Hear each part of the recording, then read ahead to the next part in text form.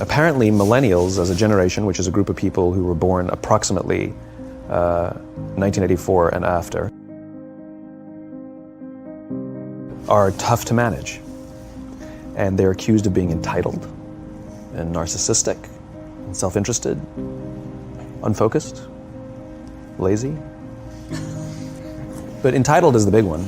And because they confound leadership so much, what's happening is leaders are asking the millennials, what do you want? And millennials are saying, we want to work in a place with purpose, love that. We want to make an impact, you know, whatever that means. We want free food and beanbags. And so somebody articulates some sort of purpose, there's lots of free food and there's beanbags, and yet for some reason, they're still not happy. And that's because there's a missing piece. What I've learned, I can break it down into 4 pieces, right? There are four things, 4 characteristics. One is parenting, the other one is technology, the third is impatience, and the fourth is environment. The generation that we call the millennials, too many of them grew up subject to, not my words, failed parenting strategies, you know? Where, for example, they were told that they were special all the time. They were told that they could have anything they want in life, just because they want it. They were told, some of them got into honors classes not because they deserved it, but because their parents complained. And some of them got A's not because they earned them, but because the teachers didn't want to deal with the parents. Some kids got participation medals. You got a medal for coming in last, right?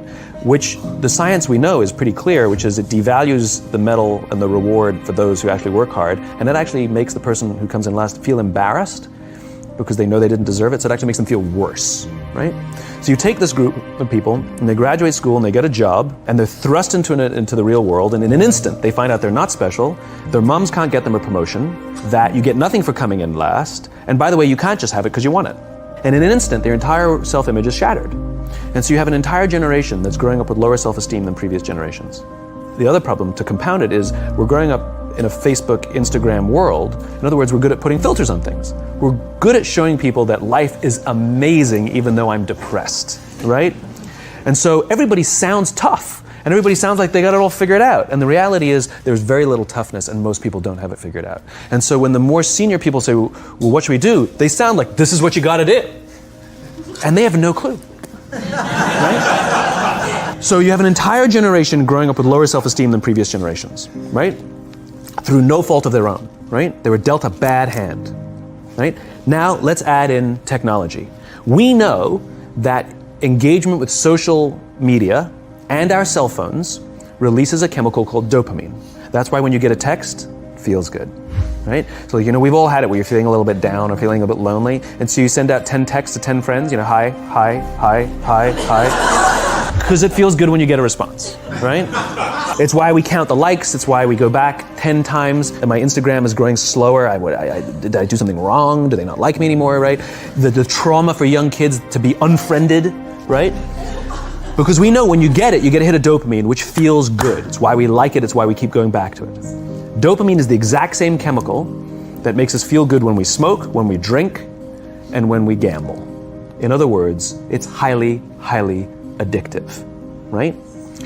We have age restrictions on smoking, gambling, and alcohol, and we have no age restrictions on social media and cell phones, which is the equivalent of opening up the liquor cabinet and saying to our teenagers, hey, by the way, this adolescence thing, if it gets you down.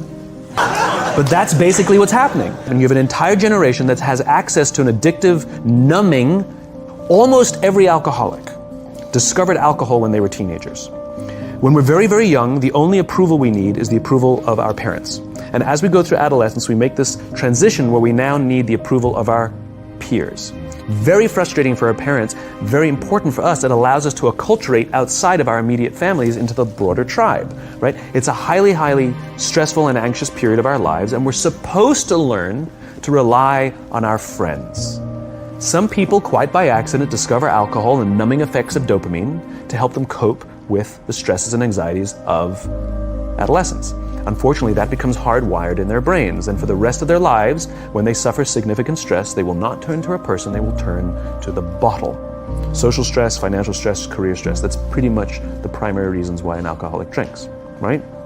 What's happening is because we're allowing unfettered access to these dopamine-producing devices and media, basically it's becoming hardwired, and what we're seeing is as they grow older, too many kids don't know how to form deep, meaningful relationships. Their words, not mine. They will admit that many of their friendships are superficial. They will admit that their friends, that they don't count on their friends, they don't rely on their friends, they have fun with their friends, but they also know that their friends will cancel on them if something better comes along. Deep, meaningful relationships are not there because they never practice the skill set, and worse, they don't have the coping mechanisms to deal with stress. So when significant stress starts to show up in their lives, they're not turning to a person, they're turning to a device, they're turning to social media, they're turning to these things which offer temporary relief. We know, the science is clear, we know that people who spend more time on Facebook suffer higher rates of depression than people who spend less time on Facebook. Right? These things balanced. Alcohol is not bad, too much alcohol is bad. Gambling is fun, too much gambling is dangerous. Right? There's nothing wrong with social media and cell phones. It's the imbalance. Right? If you're sitting at dinner with your friends and you're texting somebody who's not there, that's a problem. That's an addiction. If you're sitting in a meeting with people you're supposed to be listening to and speaking, and you put your phone on the table, face up or face down, I don't care, that sends a subconscious message to the room that you're just not that important to me right now, right? That's what happens. And the fact that you cannot put it away is because you are addicted, right? If you wake up and you check your phone before you say good morning to your girlfriend, boyfriend, or spouse, you have an addiction. And like all addiction, in time, it'll destroy relationships, it'll cost time, and it'll cost money, and it'll make your life worse. So you have a generation growing up with lower self-esteem that doesn't have the coping mechanisms to deal with stress, right? Now you add in the sense of impatience, right? They've grown up in a world of instant gratification. You want to buy something, you go on Amazon, it arrives the next day. You want to watch a movie? Log on and watch a movie. You don't check movie times. You want to watch a TV show? Binge. You don't even have to wait week to week to week, right? I know people who skip seasons just so they can binge at the end of the season, right? Instant gratification. You want to go on a date? You don't even have to learn how to be like, hey. You don't even have to learn and practice that skill. You don't have to be the uncomfortable one who says yes when you mean no, and says no when you mean no, and yes when you swipe right. Bang, I'm a stud. Right? You don't have to learn the social coping mechanisms. Everything you want, you can have instantaneously. Everything you want, instant gratification. Except job satisfaction and strength of relationships, there ain't no app for that. They are slow, meandering, uncomfortable, messy processes. And so I keep meeting these wonderful, fantastic, idealistic, hardworking, smart kids. They've just graduated school. They're in their entry-level job. And I sit down with them and I go, how's it going? They go, I think I'm going to quit. I'm like, why? They're like, I'm not making an impact. I'm like, you've been here 8 months. It's as if they're standing at the foot of a mountain and they have this abstract concept called impact that they want to have in the world, which is the summit. What they don't see is the mountain. I don't care if you go up the mountain quickly or slowly, but there's still a mountain. And so what this young generation needs to learn is patience. That some things that really, really matter, like love, or job fulfillment, joy, love of life, self-confidence, a skill set, any of these things, all of these things take time. Sometimes you can expedite pieces of it, but the overall journey is arduous and long and difficult. And if you don't ask for help and learn that skill set, you will fall off the mountain. The worst case scenario, and we're already seeing it, is we're seeing an increase in suicide rates. We're seeing an increase in this generation. We're seeing an increase in accidental deaths due to drug overdoses. We're seeing more and more kids drop out of school or take leaves of absence due to depression. Unheard of. This is really bad. The best case scenario is you'll have an entire population growing up and going through life and just never really finding joy. They'll never really find deep, deep fulfillment in work or in life. How's your job? It's fine. The same as yesterday. How's your relationship? It's fine. Like that's the best case scenario. Which leads me to the fourth point, which is environment. Which is we're taking this amazing group of young, fantastic kids who were just dealt a bad hand. It's no fault of their own. And we put them in corporate environments that care more about the numbers than they do about the kids. They care more about the short-term gains than the long-term life of this young human being. We care more about the year than the lifetime. And so we are putting them in corporate environments that aren't helping them build their confidence, that aren't helping them learn the skills of cooperation, that aren't helping them overcome the challenges of a digital world and finding more balance, that isn't helping them overcome the need to have instant gratification and teach them the joys and impact and the fulfillment you get from working hard on something for a long time that cannot be done in a month or even in a year. And so we're thrusting to them in corporate environments, and the worst part about it is they think it's them. They blame themselves. They think it's them who can't deal. And so it makes it all worse. It's not. I'm here to tell them it's not them. It's the corporations, it's the corporate environments, it's the total lack of good leadership in our world today that is making them feel the way they do. They were dealt a bad hand, and I hate to say it, but it's the company's responsibility. Sucks to be you, like we have no choice. This is what we got, and I wish that society and their parents did a better job. They didn't. We're getting them in our companies, and we now have to pick up the slack. We have to work extra hard to figure out the ways that we build their confidence. We have to work extra hard to find ways to teach them the social skills that they're missing out on. There should be no cell phones in conference rooms. None. Zero.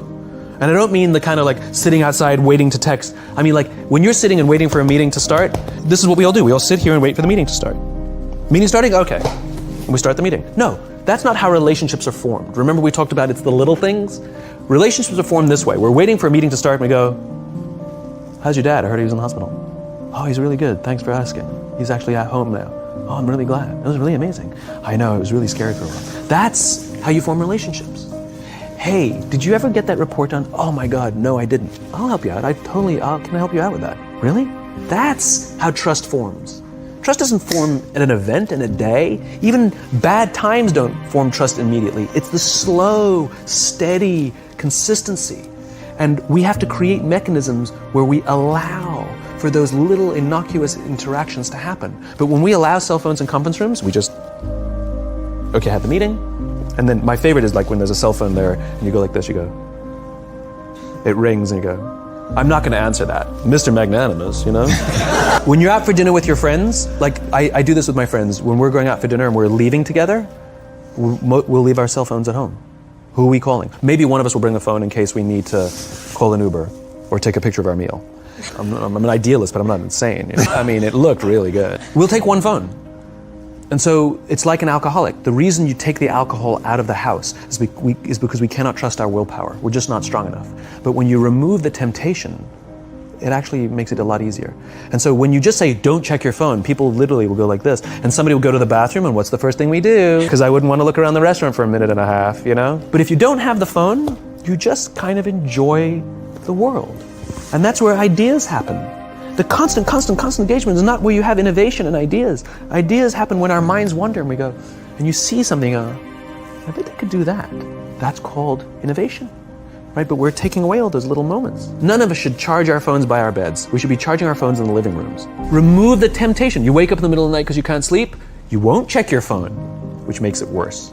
But if it's in the living room, it's relaxed, it's fine. But it's my alarm clock. Buy an alarm clock. They cost $8. I'll buy you an alarm. The point is we now, in industry, whether we like it or not, we don't get a choice. We now have a responsibility to make up the shortfall and to help this amazing, idealistic, fantastic generation build their confidence, learn patience, learn the social skills, find a better balance between life and technology.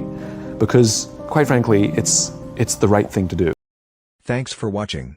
Please like, share, subscribe and click on the bell icon.